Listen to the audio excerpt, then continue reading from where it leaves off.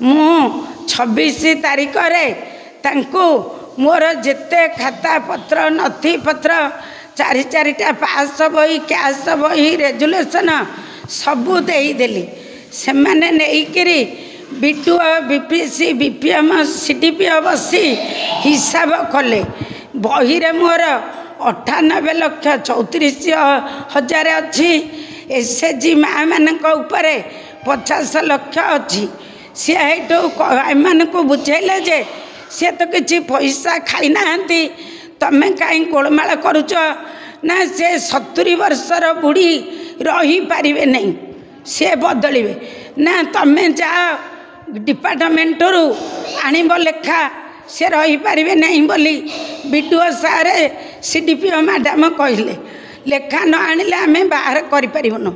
वर्तमान 22 तारीख रू बीएलएफ को बहु कष्ट गढ़ी जदि कणास पुरी जिले में 11टा ब्लॉक मो ब्लॉक भाया कौ ब्लॉक नथिला वर्तमान एमाने पर बोलरे पड़ी मत मिछ कहिबार प्रपोजाल करूहंती।